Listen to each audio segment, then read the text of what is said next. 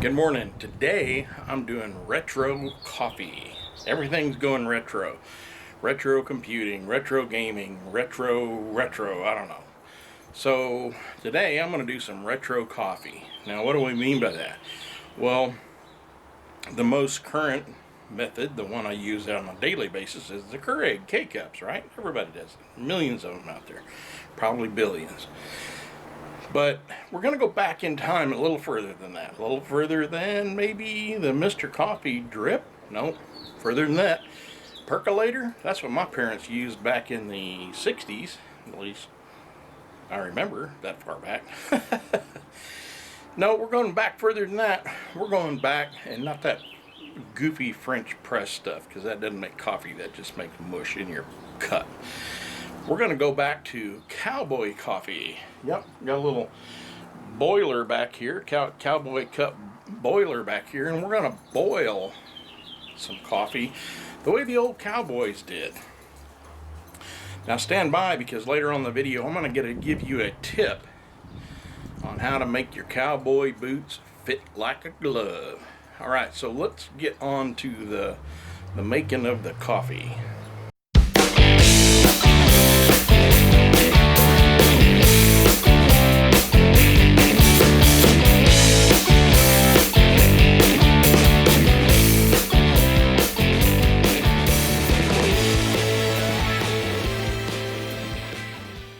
Okay, so obviously I'm not no Kent Rollins. Kent Rollins is the ultimate cowboy outdoor cooking guy.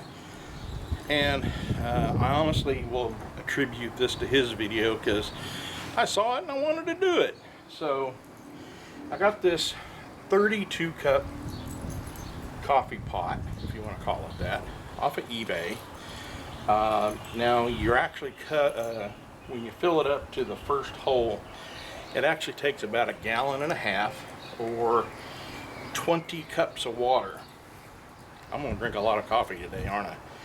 But so the recipe, and I'll put it down in the comments so you don't have to remember it off the video, is 1/4 cup of medium ground coffee per quart of water. So this is a 20 cup pot. That would be about 1.25 cups of medium ground coffee. Now this is a fine ground coffee, so I'm gonna only put about 1 cup in it.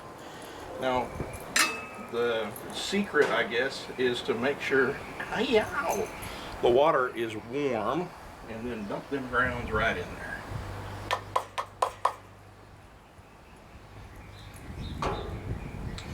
Now we're going to wait for it to boil, and once it gets boiling, we're going to wait about, I don't know, 3.5 minutes. The generic recipe using medium ground coffee is 4 minutes. This is a fine ground coffee, so I'm going to go about 3.5 minutes. So now it's just a waiting game for this thing to start boiling. Now your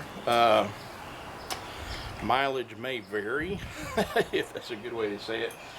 This little propane burner just doesn't put out a lot of heat, and it's going to take quite a while for it to get that water boiling. Now fortunately it was already warm before I put it on to cook. So it might take another, I don't know, 10-15 minutes to get 1.5 gallons of water boiling on this cheesy little propane tank. Future videos, we're going to do some experiments on how to better cook things like this outside. So a lot of the tech stuff you've seen me do is high tech. I'm going to start going low tech, maybe put some more other electronic type tech stuff in between. So let's I'm going to shut her off here for a little bit, and we'll wait and see how long it takes to get this thing to boil.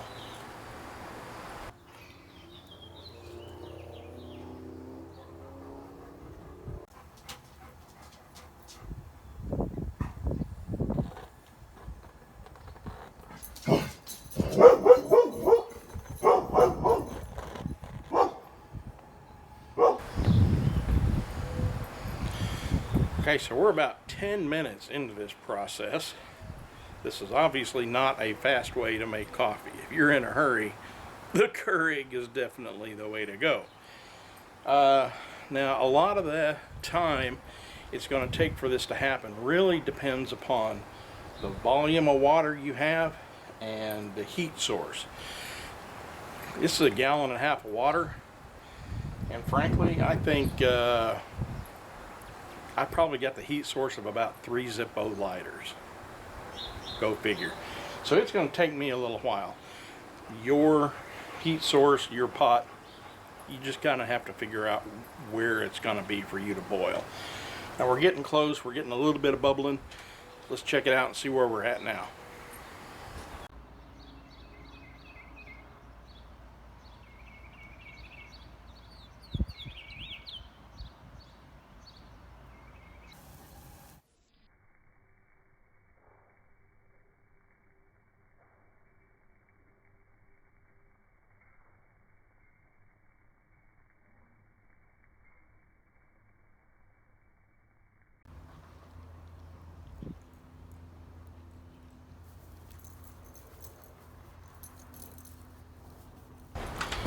Okay, so it's been 3.5 minutes and I just cut the heat off to this.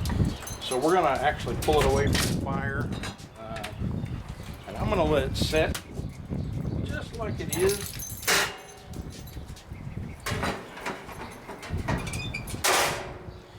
For about 1 minute, and then I'm gonna put a little cool water in there. So I'm gonna let this set and I'm gonna get my water ready.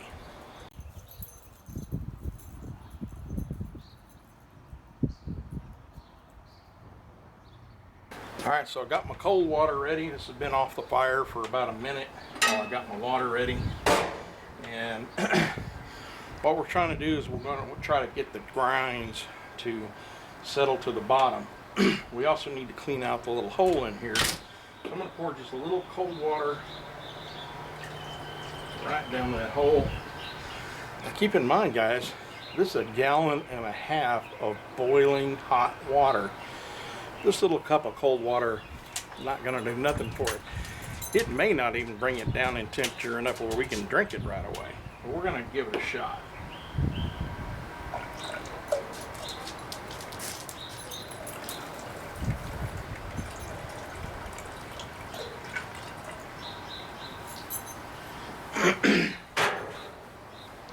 Now I think it's going to take a few minutes, maybe a few seconds, for that cold water to do its trick. Now if you remember, hot air rises, cold air settles, same with water. That hot water is going to come up, that cold water is going to settle to the bottom. And what we're hoping for is that that cold water will take those coffee grinds to the bottom of the pot with it. Kind of like a French press. I hate French presses. They make muddy, ucky coffee. Never had a good cup of coffee from a French press. So we're gonna again let this set for just a minute and let the magic of science do its thing, and then I'll come back and pour myself up a cup of coffee and we'll see how it goes. Okay, so how do you get your cowboy boots to fit like a glove? Well, you know, there's only one secret, right? And that's to wear them. Why would you think there would be anything different? Okay, but here's the secret, the real secret. Wear the thinnest socks you possibly can, and if they still are uncomfortable, wear them for about 15 minutes a day for the first week, 30 minutes a day for the second week, and then an hour a day for the third week. And then by that time they're broken in and it'll be the most comfortable pair of shoes you've ever owned. I'm telling you, cowboy boots are the way to go. Okay, so I moved things around here just a little bit to kind of help with my pouring ability. We've got the pot here.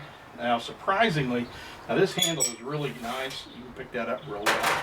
Surprisingly, even after having this on the heat and boiling water, that handle is, I won't say cool to the touch, just barely warm. So you can easily pour this. So I'm going to pour me up a cup here. And that looks good. I think I've said this before, I'll say it again. I wish they had smell-o-vision. The aroma of that coffee is, oh man, that is so good. I love a good cup of coffee. Now, contrary to popular belief, Starbucks, I don't think sells coffee. I went in there one time and I looked all over the menu, didn't find none. I actually did get this big old, menu, and in America, we read from left to right.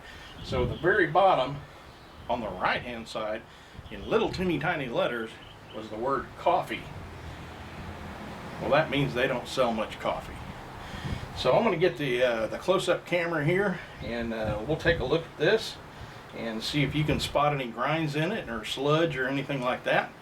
And I'm going to do that while I'm doing this. So you can see there's no camera trickery.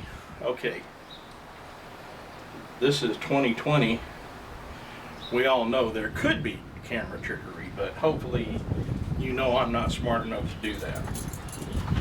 So here we go. There's a dog just walked by. Look at this coffee. I'm going to put on a light here. I don't know if that'll help. There we go. Look at that. There's no grinds. Let's get this out in the sun. I'm going to pull away from the coffee. I'm going to get way up here close. Get that in the sun. And you can see there are no grinds in that coffee. Turn that off. So let's give it the maiden voyage.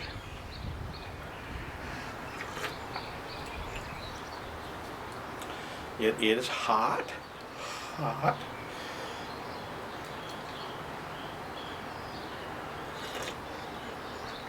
But man, that is good coffee. I think I might have been able to boil it for a little bit longer. I did exactly 3.5 minutes.